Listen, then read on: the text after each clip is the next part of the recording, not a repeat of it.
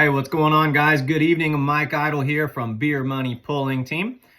And we have gotten to the bottom of the mystery. If you watched Let's Grow Pulling this last Monday night, you saw our featured throwback section where I threw a couple of tractors up there, pictures from around 1985, where I had some uncertainties. I had several people commenting on Facebook, and we felt that we had labeled them correctly, but there was some potential doubt in there. And the big doubt surrounds, we're going to go with the original this evening, this tractor right here.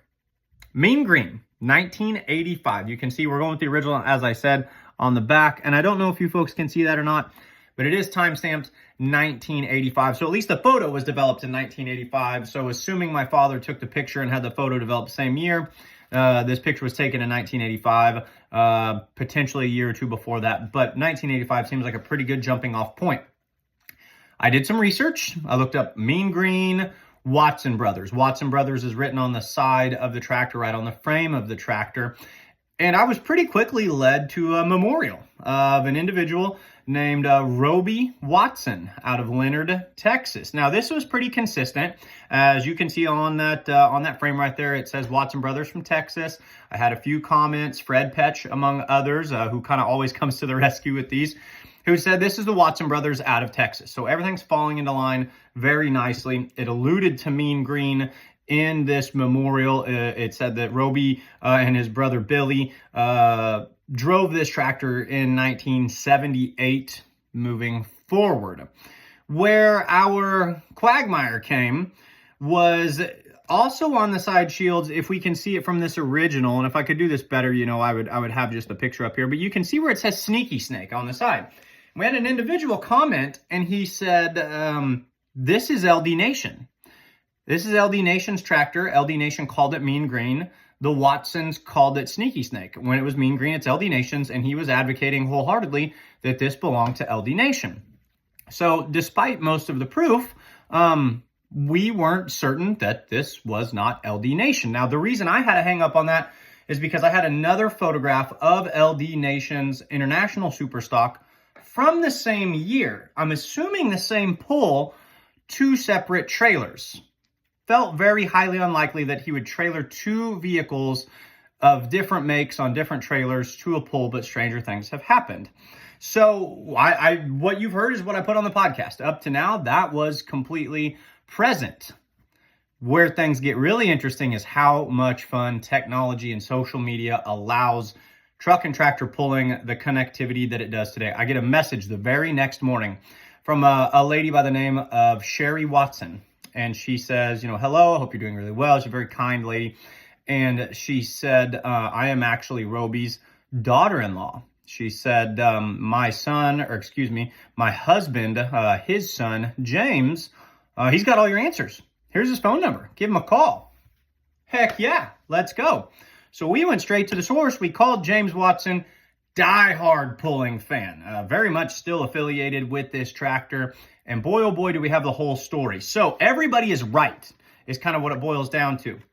Mean Green was owned and driven by LD Nation up until 1978 or 79, at which point it was sold to Billy and Roby Watson. The deal was struck in Oklahoma. It was sold to the Watson Brothers out of Texas, where they went on to campaign it for the next decade and a half to some very big success. Two-time champion with this tractor at the National Farm Machinery Show. I think 5-time regional champion. He was very well versed in NTPA regions.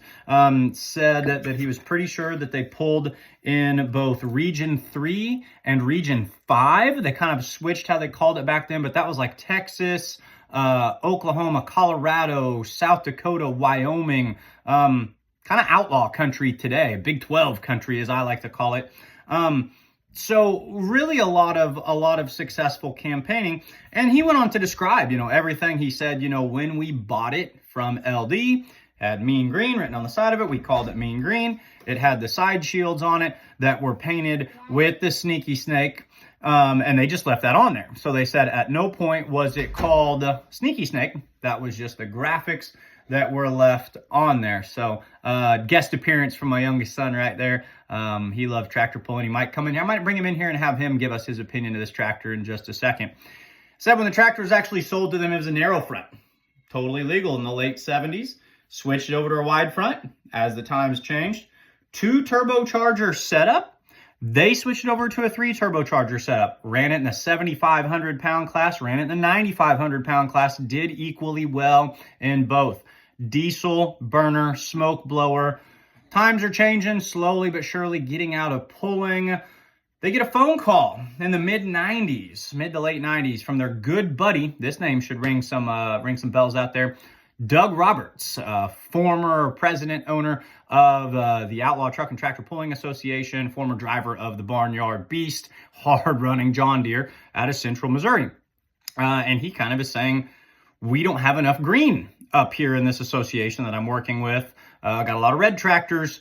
Any chance that we can get this tractor brought up here? And they said, well, it needs updated. It doesn't have a roll cage on it.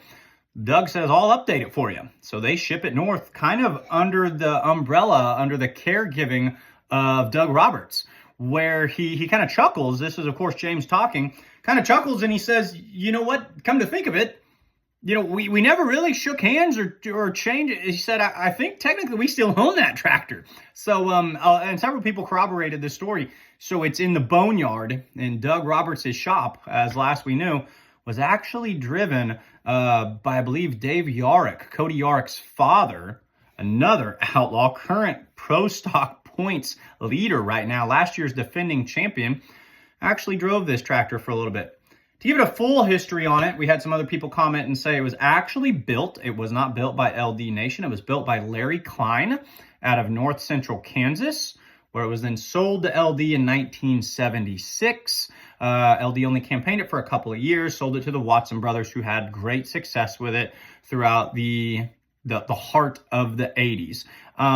Wonderful phone call with James Watson. Very, very gracious, very thankful that he took that phone call. Had a great time just talking pulling.